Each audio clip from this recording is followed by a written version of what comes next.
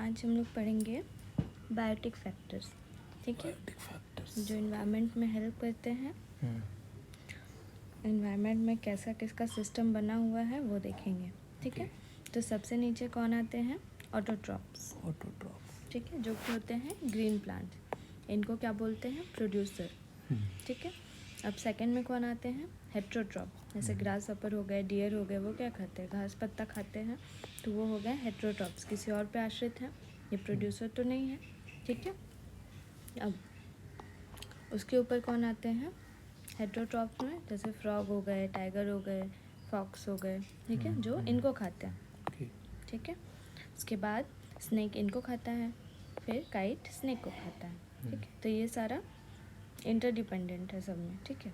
तो T3 से जो लेवल है उसको बोलते क्या? कार्निवोरस, क्योंकि ये तो एनिमल बेस्ड फूड हो गया, है ना। यहाँ से स्नेक किसको खा रहा है? इसको खा रहा है।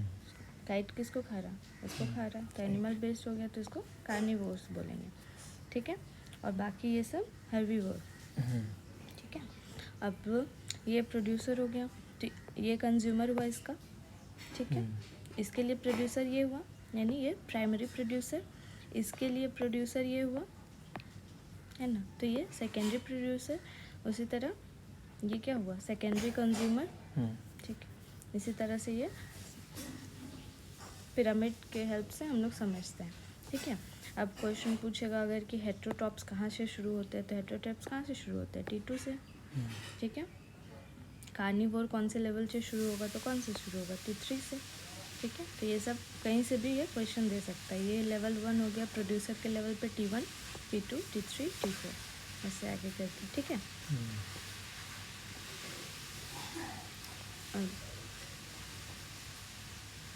अब अगर क्वेश्चन बोलेगा कि कंज्यूमर T1 से शुरू होता है, तो ये सही है क्या? T1 से कंज्यूमर शुरू होता है? नहीं, तो ये गलत हो जाएगा। तो ये सब घुमा फिरा के दे सकता है, ठीक है। ओमनीवोर किसको बोलते हैं? सर्वाहारी, मतलब हर्बीवोर प्लस कार्निवोर, ठीक है। कौन से लेवल से शुरू होता है? T2 से, ठीक है। तो कुछ प्लांट्स कार्निवोर भी होते हैं, ऐसा नहीं अगर कोई बोले कि सारे प्लांट्स हर्बीवोर ही होते हैं, तो ऐसा नहीं है। कुछ प्लांट्स कार्निवोर भी होते हैं, जैसे हम लोग सुने हैं snap trap, pitcher plant, lobster pot trap, fly paper trap, ठीक है, सनडेन जिसको बोलते हैं। तो ये किसी भी लेवल पे शुरू हो सकता है, T1 पे या T3 पे, ठीक है। वो मे बी उनका स्ट्रक्चर ही ऐसा बना हुआ है प्लांट्स का कि वो पहले से ही T1 लेवल से ही कार्निवोर है, या फिर T3 पे जाके, ठीक है। तो दोनों में से कोई भी। तो ये क्वेश्चन अगर बोलेगा कि ऑल प्लांट्स आर ऑटोट्रॉप, तो ये इसका आंसर भी नो होगा। क्यों? क्योंकि कुछ प्लांट्स कार्निवोर भी होते हैं, ठीक है। अब एक बार हम लोग समझ लेते हैं। जैसे मान लो यहाँ पे ग्रास है फर्स्ट लेवल पे, उसके बाद डियर है, फिर फ्रॉग वगैरह है, फिर उसके बाद लैंड वगैरह है, ठीक है। ऐसे ही कर करके जो उसका सक्सेसर एनिमल्स है जो उसको खाएगा वो। तो पहला लेवल कौन सा हो गया? ऑटोट्रॉप। बाकी सारा क्या हो गया? हेट्रोट्रॉप। उसके बाद ओमनीवोर, ये दोनों खाते हैं, ठीक है। और ये प्राइमरी प्रोड्यूसर होगा, ये प्राइमरी कंज्यूमर होगा, और सेकेंडरी प्रोड्यूसर भी होगा, दोनों हैं, ठीक है, T2 में। और सेकेंडरी कंज्यूमर होगा, इसी तरह से बढ़ते जाएगा टर्शरी कंज्यूमर, क्वाटरनरी कंज्यूमर, ठीक है। इसको क्या बोलेंगे? Primary carnivore. पहला तो हर्बीवोर है, उसके बाद प्राइमरी कार्निवोर, उसके बाद सेकेंडरी कार्निवोर, ठीक है। अब फंक्शन क्या है इकोसिस्टम का? एनर्जी फ्लो मेंटेन करना थ्रू द फूड चेन, ठीक है। फूड चेन जो बना हुआ है उसको एनर्जी फ्लो करना, ठीक है। न्यूट्रिएंट साइक्लिंग पढ़ेंगे हम लोग, जो जियोकेमिकल साइकिल है, और इकोलॉजिकल सक्सेशन, ठीक है। तो एनर्जी फ्लो देखते हैं। मान लो इस लेवल पे ग्रास है, फर्स्ट लेवल पे डियर है, टाइगर है, ठीक है, इसी तरह से बढ़ते हैं।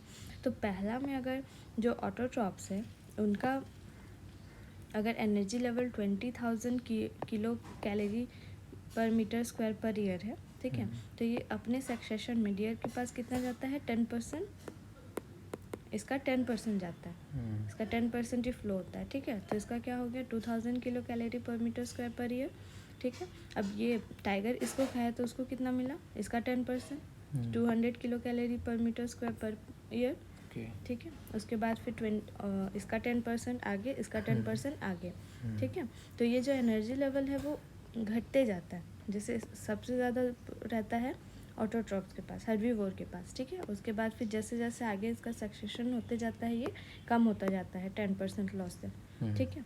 अब ये सारा इसका एनर्जी कौन ये करता है, डिकम्पोजर, चाहे कौन से कोई भी लेवल पर हो, ठीक है। सबको डिकम्पोजर ही उसका एनर्जी ये करता है, ठीक है।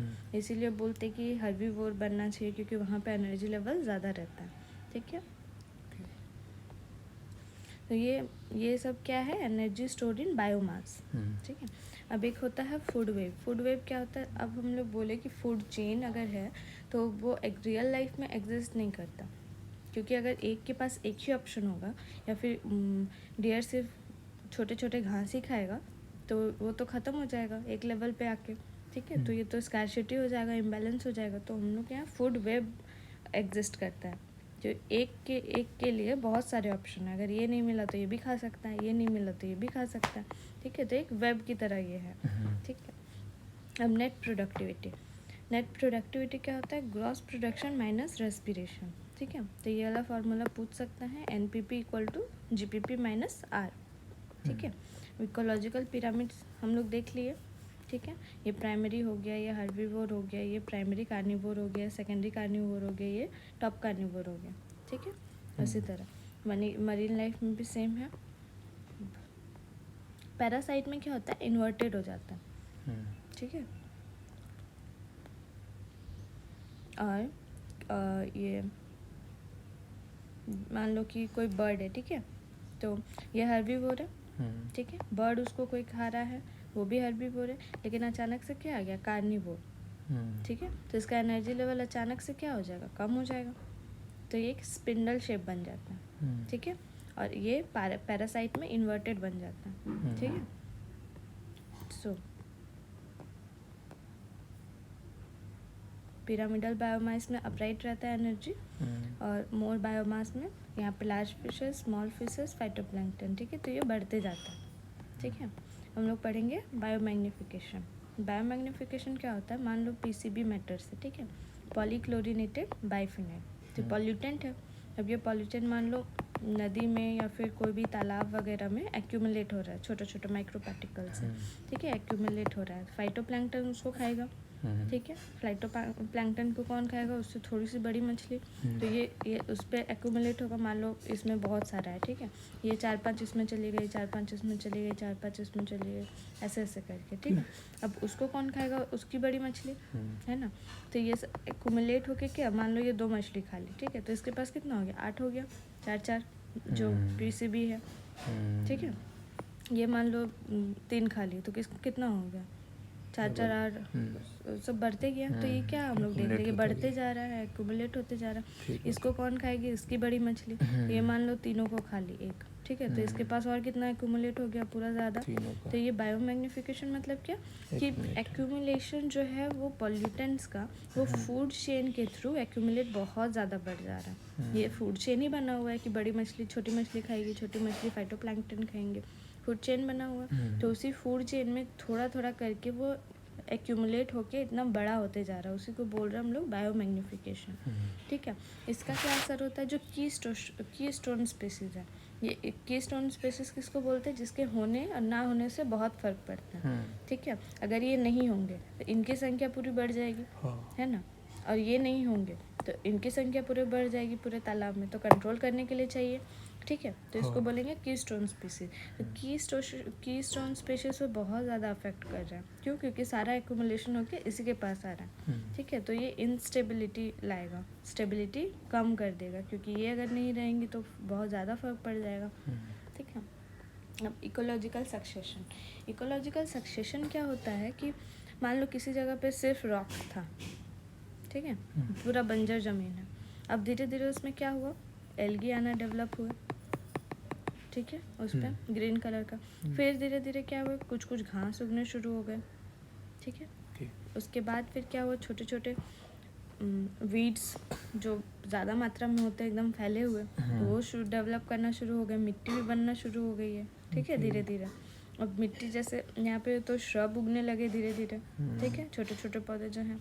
उसके बाद फिर यंग पाइन फॉरेस्ट, मतलब कुछ कुछ पेड़ उगने लगे जो छोटे छोटे होते हैं। उसके बाद फुल फ्लेजेड ट्रीज, तो ये टाइम के साथ क्या है, एक जो किसी भी ये का एक बंजर ज़मीन का उसमें इकोलॉजी कैसे काम करती, कैसे वो सक्सेशन हो रहा है, कैसे ये कुछ नहीं से यहाँ तक पहुँच रहा है, इसका प्रोसेस हम लोग देख रहे हैं। ठीक है, तो इसको एक तरह से ये भी समझ सकते हैं कि एक कम्युनिटी दूसरे को रिप्लेस करती जा रही है ना।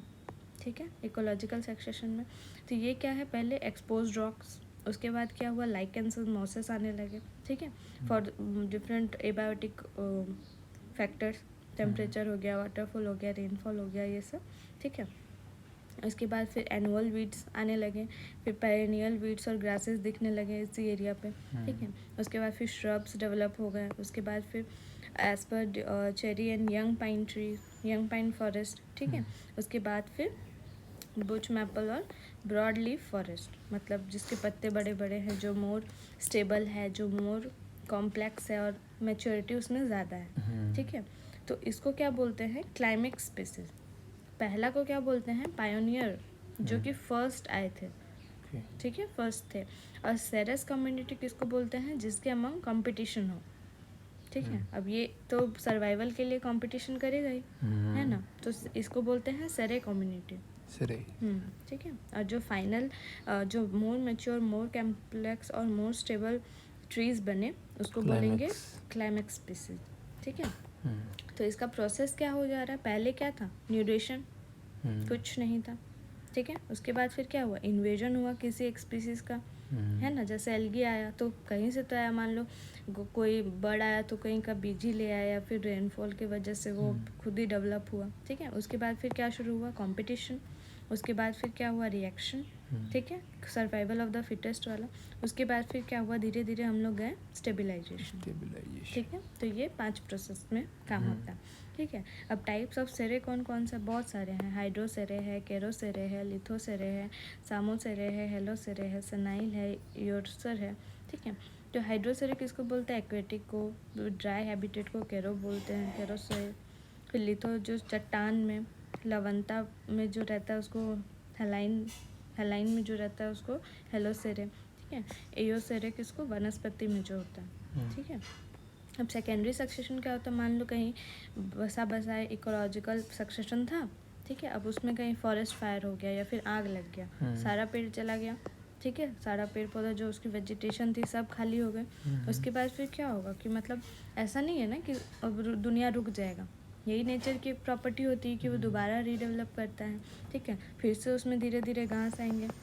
ठीक है, धीरे धीरे वीड्स आएंगे, उसके बाद फिर श्रब्स आएंगे, उसके बाद फिर से ये इकोलॉजिकल सक्सेशन बढ़ता जाएगा। तो इसको बोलते हैं सेकेंडरी सक्सेशन, कि एक बार सक्सेशन होके यहाँ तक पहुँच गया, उसके बाद फिर किसी अनफॉर्चुनेट रीज़न से सब खत्म हो गया। ठीक है, उसके बाद फिर से जब वो सक्सेशन उस सक्सेशन को अचीव कर रहा है उसको बोलते हैं सेकेंडरी सक्सेशन। ठीक है, ओके।